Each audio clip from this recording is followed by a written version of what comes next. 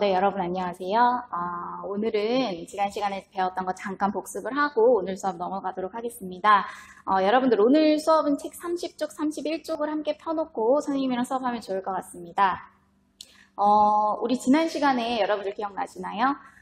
우리 임금을 받고 일하는 사람들을 노동자, 근로자라고 했습니다. 그 노동자들의 권리를 보호하기 위해서 우리는 헌법에 노동 3권이라는 것이 규정되어 있다라고 이야기를 했었어요. 우리 단결권, 단체 교섭권, 단체 행동권, 노동 3권이라고 부르죠. 그러면서 이 노동자들이 정말 인간다운 환경에서 일할 수 있도록 최저 기준을 설정해 놓은 법도 우리 배웠습니다. 근로기준법이라는 거 여러분들 기억하시면 좋을 것 같고요. 오늘은 새로운 단원으로 들어갈 거예요. 30쪽을 펴시면 헌법과 국가기관이라는 단원이 나오는데요. 여러분들 헌법은 이미 이전 단원에서 배워서 여러분들 잘 아실 것 같습니다. 헌법은 실제 우리나라 최고의 법, 그러니까 다양한 법들 중에서 가장 상위에 있는 법을 헌법이라고 이야기를 했고요. 헌법은 여러분들 크게 두 가지 내용으로 구성이 되어 있다고 생각하시면 돼요. 그 첫 번째 내용은 이전에 배웠던 우리 인권, 국민의 기본적인 권리인 인권, 즉 기본권에 대한 내용이 수록이 되어 있습니다. 여러분들 기억하시죠? 인간으로서의 존엄과 가치부터 참정 청구권까지 엄청나게 많은 그 기본권에 대한 내용이 수록이 되어 있고요. 두 번째는 국가기관과 관련한 내용이 헌법책에 수록이 되어 있습니다. 여러분들 국가기관이 뭘까요? 우리 시민들이 편안하게 생활할 수 있도록 만든 조직이라고 생각하시면 돼요. 여러분들 우리나라는 주권이 누구에게 있나요? 대통령에게 있나요? 국회의원에게 있나요? 그렇지 않죠. 모든 주권은 국민으로부터 나온다라고 헌법에 규정이 되어 있습니다.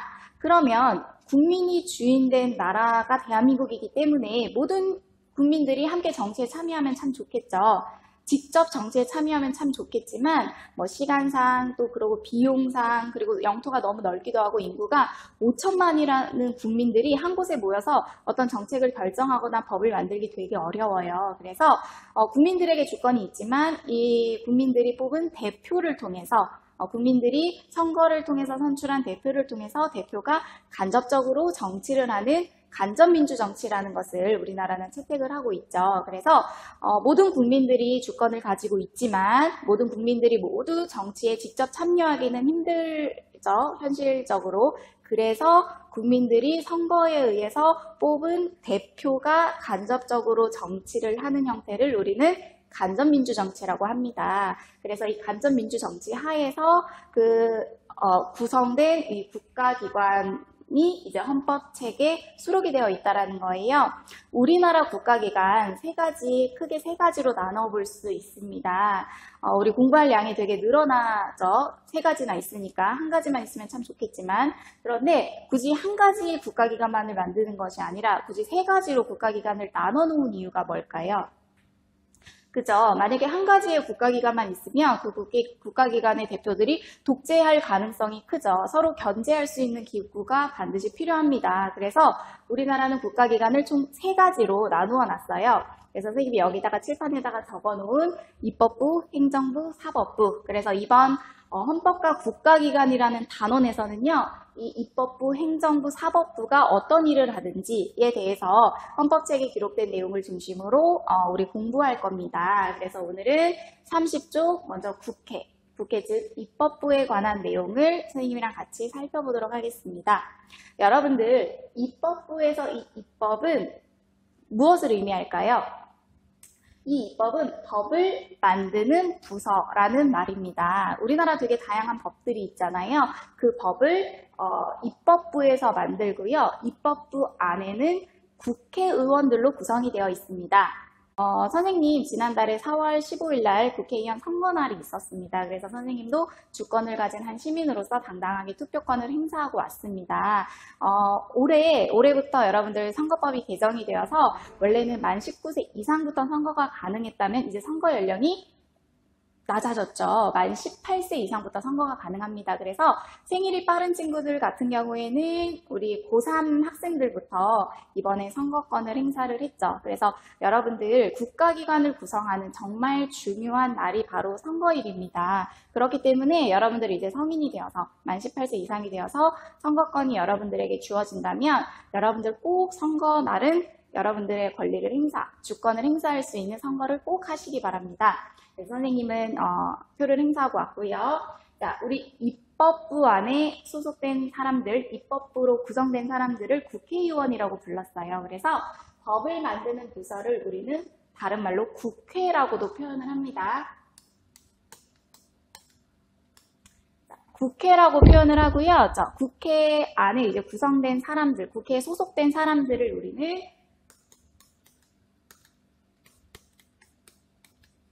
국회의원이라고 해요. 선생님이 지난 4월에 선거했다고 했잖아요. 투표했죠. 이 국회의원들은요, 4년간 국회의원 활동을 합니다. 임기가 즉 4년이라는 의미입니다. 4년 동안 국회의원 활동을 열심히 하고 법을 열심히 만든 다음에 4년 뒤에 다시 국회의원 선거가 있습니다. 우리나라 국회의원 몇 명 있는지 아세요? 네, 총 300명의 국회의원이 있어요. 그래서 4월 15일 총선에서 당선된 이제 이 300명의 국회의원들은 4년 동안의 임기 기간 동안 국회의원 활동을 하게 됩니다. 그래서 2020년 5월 30일부터 이 국회의원들의 임기가 시작이 되고요. 4년간 국회의원 활동을 하고 4년 뒤에 다시 국회의원 선거가 실시된다라고 여러분들 생각하시면 돼요. 여러분들 이제 4년 뒤에 국회의원 선거가 실시될 때는 여러분들 첫 투표권을 행사할 수 있겠네요. 그죠? 꼭 투표하시기 바랍니다. 자, 국회의원 300명이 구성이 되어서 이제 국회의원 활동을 하는데 이 국회의원은 두 가지 성격으로 나눌 수 있어요. 국회의원의 종류가 두 가지가 있다라고 여러분들 생각하시면 돼요. 그 첫 번째 종류는 지역구 국회의원이라고 하고요. 두 번째 종류는 비례대표 국회의원이라고 합니다. 이 두 가지 종류의 국회의원으로 구성이 되고 이 두 가지는 성격이 조금 달라요. 그래서 선생님이 지금 간단하게 한번 설명해 보도록 하겠습니다. 네, 그래서 국회의원 300명 중에 지역구 국회의원은 253명, 그리고 나머지 47명이 비례대표 국회의원으로 구성이 되어 있습니다. 여러분들 그냥 쉽게 생각해서 지역구 국회의원이라는 것은 우리나라 대한민국 전체 지역을 253개로 나눈다고 생각하시면 돼요. 그래서 전국을 253개로 다 쪼개서 그 하나의 지역구에서 한 명의 국회의원이 당선되면 그 당선된 국회의원을 우리는 지역구 국회의원이라고 이야기를 합니다. 그래서 여러분들 뭐 기호 1번, 기호 2번 하면서 막 선거 홍보를 하시고 선거 유세를 하시는 분들 많이 보셨을 거예요. 그래서 그 전국을 253개로 나눌 때 우리 서울은 그 중에서 선생님이 알기로 47개로 쪼갠다라고 알고 있어요. 그래서 서울 지역에서 당선되는 국회의원은 지역구를 47개로 쪼개기 때문에 그 한 지역구에서 당선이 되면 모두 47명의 국회의원들이 당선이 되겠죠.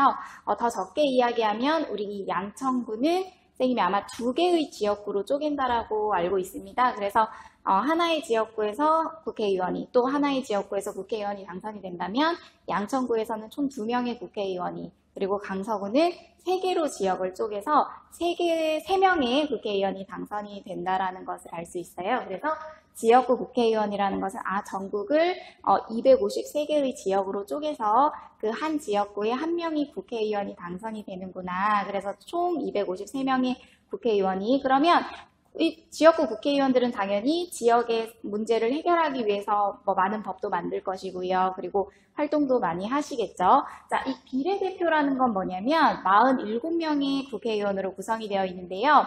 이것은 여러분들 정당을 투표해서 그러니까 이 시민들이 선생님처럼 투표권을 가진 시민이 정당을 투표해서 그 정당이 받은 표에 비례해서 국회의원을 배출하는 제도를 우리는 비례대표 국회의원이라고 이야기를 하는데요. 여러분 여기서 정당이라는 게 뭘까요? 여러분들 되게 많이 들어봤죠? 우리나라도 되게 많은 정당이 있어요. 뭐 미래통합당, 그리고 뭐 더불어민주당, 뭐 정의당, 뭐 국민의당, 엄청나게 많은 정당들이 있는데 이건 정치적인 의견을 같이 하는 사람들이 모인 단체라고 여러분들 생각하시면 돼요. 그래서 꼭 국회의원만 정당을 구성할 수 있는 건 아니고요. 여러분들 나중에 이제 성인이 되어서 5개의 시도, 여러분들 뭐 시라고 하면 뭐 의정부시, 아니면 성남시, 이런 도라는 것은 뭐 경상북도, 전라북도에서 5개 이상의 시도에서 각 시도에서 1000명 이상의 당원을 모집을 하면 여러분들 정당 하나를 만들 수 있거든요. 그래서 어떤 정치적 의견을 같이 하는 사람들의 모임이 정당이잖아요. 그러니까 그 정치적인 의견을 정치로 실현시킬 수 있어야 되니까 이 정당원들의 최종 목표는 어떻게 보면 국회의원, 정치인이 되는 것이 목표겠죠. 그래서 여러분들 국회의원 투표를 이제 다음 선거 때 하게 되면 투표용지 2장을 받으실 거예요. 하나는 사람 이름들이 쫙 적힌 투표용지 하나랑, 하나는 정당 이름이 적힌 투표용지 하나를 받습니다. 그래서 선생님이 아까 사람 이름에 투표를 하게 되면 그 지역구 국회의원을 뽑는 투표용지일 거고요. 정당이 쫙 적힌 그 투표용지에 선생님이 정당의 투표 한 표를 행사하면 그 표에 비례해서 비례대표 국회의원이 선출이 됩니다. 그래서 예를 들어 더불어민주당을 많이 투표를 하겠죠. 뭐 아니면 미래통합당 투표를 사람들이 많이 하면 그 정당이 받은 표에 비례해서 47석을 그 받은 표에 비례해서 그 47석을 나누는 거예요. 좀 어렵죠. 그리고 이번에 선거가 되면서 뭐 연동형 비례대표제라고 해서 좀 비례대표를 계산하는 방식이 되게 어려워졌어요. 그래서 이런 것들 다 만약에 모르겠다면 그냥 지역구 국회의원은 지역을 253개로 나눠서 그 지역에서 당선되는 국회의원을 지역구 국회의원이라고 하는구나. 비례대표 국회의원은 우리 정당을 투표하는구나. 그래서 정당에서 받은 표만큼 그 정당에서 국회의원을 배출할 수 있는 거구나 라고 여러분들 생각하시면 될 것 같아요. 그래서 총 300명 모두 똑같은 일 합니다. 이름만 다를 뿐이지 법을 만드는 국회에서 국회의원 활동을 하는 총 300명의 국회의원으로 구성되어 있다고 생각하시면 되고요. 여러분들 실제 법 만들어야 되잖아요. 300명의 국회의원이. 그래서 여러분들 선생님이 여기 사진을 아마 띄울 거예요. 회의를 해요. 회의를 통해서 법 만들어야 되니까 여러분들 학급회의 하듯이 이 300명의 국회의원들이 하는 회의를 본회의라고 합니다.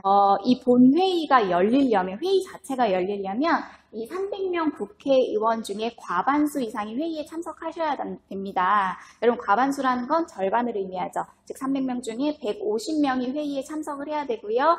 또 그 150명 중에서 참석한 인원의 과반수, 그러니까 참석한 인원의 그 절반 이상이 찬성표를 던져야 여러분들 법이 만들어집니다. 그래서 꼭 300명, 그리고 300명이 하는 회의, 본회의, 그 회의에서 과반수 이상이 참석해야 되고, 그래야 회의가 열리고 그 과반수 이상이 참석한 그 숫자에서 또 과반수 이상이 찬성을 해야 하나의 법이 만들어진다는 거 여러분들 기억하시면 될 것 같습니다. 그리고 여러분들 그 책에 보시면 정기적으로 열리는 정기회와 또 수시로 열리는 임시회가 있다라고 했는데, 정기적으로 열리는 정기회 어느 정도 국회법을 보시면 9월 1일이라는 날짜가 정해져 있어요. 그래서 9월 1일이 되면 정기적으로 모여서 이제 300명이 모여서 이제 회의를 하고요. 뭐 1년에 한 번 회의를 하는 게 아니라 수시로 필요한 법안을 처리하고 또 필요한 뭐 예산을 처리하기 위해서 수시로 모이는 것을 임시회의라고 이야기를 합니다. 그리고 여러분 한 가지 선생님이 더 이야기할 건 뭐냐면, 이 300명이서 법을 만든다고 했잖아요. 그런데 만약에 제가 한번 예를 들어 볼게요. 선생님이 당장 교사를 그만두고 선생님이 국회의원이 되었다. 그랬을 때 선생님은 교육과 관련해서는 되게 전문가일 수 있지만, 선생님이 뭐 국방과 관련해서, 외교와 관련해서, 통일과 관련해서 또는 보건과 관련해서는 선생님이 전문적인 지식을 가지고 있지 않아요. 그럼에도 불구하고 선생님이 300명 중에 한 명의 국회의원이 되어서 정말 다양한 분야의 법을 만들어야 한단 말이에요. 그러면 좀 문제가 될 수 있겠죠. 또 하나는 300명이 함께 모여서 회의를 하면서 법 하나를 만들기는 쉽지 않아요. 여러분들 학급회의를 해서도 알지만 30명이 모여서 회의하는 것도 되게 힘든데, 이 300명의 국회의원이 한 자리에 모여서 회의한다는 거는 뭐 엄청나게 어려운 일이죠. 그래서 그러한 문제점을 해결하기 위해서 국회는 상임위원회라는 것이 있습니다. 선생님이 설명을 잠깐 할게요. 한 17개 정도의 그 국회 안에 위원회가 구성이 되어 있는데요. 교육과 관련한 위원회도 있고, 뭐 국방과 관련한 위원회, 보건과 관련한 위원회, 뭐 체육과 관련한 위원회, 아니면 통일과 관련한 위원회, 되게 다양한 17개의 위원회가 있고, 그 위원회는요, 이 300명의 국회의원들이 본인들이 조금 전문적인 지식을 가진 그런 분야에 소속이 되어서 활동을 하는 거예요. 그래서 선생님이 만약에 이번에 교육과 관련해서 선생님은 교육의 전문가이니까 교육위원회에 선생님은 소속이 되면 되겠죠. 그래서 교육과 관련한 법이 만들어진다라고 했을 때 먼저 본회의를 먼저 열어서 300명에서 교육과 관련한 법을 논의하는 것이 아니라 먼저 상임위원회에서, 이 상임위원회는 교육과 관련한 전문적인 지식을 가진 국회의원들로 구성이 되어 있겠죠. 이 상임위원회에서 먼저 법안을 구체화시킵니다. 그래서 이 상임위원회에서 먼저 구체화된 이 법안을 이제 국회 본회의에다가 300명이 모인 본회의에 상정을 하면 이제 거기서 과반수의 찬성으로 법안이 하나 만들어진다라는 거. 그래서 좀 국회의원들 중에서 전문적인 지식을 가진 국회의원으로 구성된 이 상임위원회에 모든 300명의 국회의원들이 소속이 된다라는 거 기억하시면 될 것 같고요. 그리고 이 여러분들 학급 안에서도 학급 회장과 부회장이 있잖아요. 국회의원 안에서도 마찬가지입니다. 국회의장이라고 해요. 학급 회장과 같은 역할을 하겠죠. 뭐 회의를 진행하는 역할을 하기도 하고요. 그래서 국회의장은 1명, 그리고 여러분들 부반장이라고 생각하시면 돼요. 부의장은 2명으로 구성됩니다. 그래서 현재 우리나라 국회의장 누굴까요? 네, 문희상 국회의장 여러분들 기억하시면 될 것 같습니다. 그래서 오늘 수업은요. 우리 국회에 대해서 살펴봤고요. 그리고 우리 법을 만드는 부서는 입법부구나. 입법부를 국회라고 부르고 국회 안에는 국회의원들로 구성이 되었구나. 국회의원들은 법을 만드는 사람들인데 총 300명을 뽑고 임기가 4년 동안 국회의원 활동을 하고 그 국회의원은 2가지 유형으로 구성이 되는데 지역에서 뽑힌 지역구 국회의원과 우리가 정당 투표를 해서 뽑힌 비례대표 국회의원으로 구성이 되는구나. 그런데 이분들이 법을 만들기 이전에 이미 상임위원회라는 것이 조직되어 있어서 먼저 상임위원회에서 법안에 대해서 구체화한 다음에 전체 300명이 있는 본회의 의원들의 회의 본회의에서 과반수 이상의 찬성으로 법이 만들어진다라는 거 선생님이랑 요 정도 살펴보면 좋을 것 같습니다.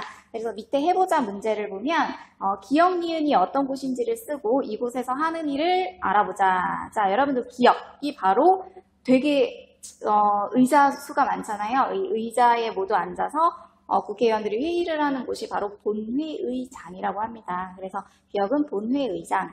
니은 같은 경우에는 이 본회의를 하기 이전에 미리 상임위원회에서 전문가인 국회의원들로 구성된 상임위원회에서 먼저 법안에 대해서 심사하고 그리고 법안을 구체화하는 곳이라고 했죠. 그래서 여기가 바로 상임위원회 회의실입니다. 상임위원회. 그래서 이곳에서 보통 주로 법을 만들죠. 그래서 우리 다음 시간에는 입법부가 법을 만드는 거 외에 행정부 또는 사법부를 견제하는 기관으로서 또 존재하거든요. 그러한 역할들에 대해서 알아보도록 하겠습니다.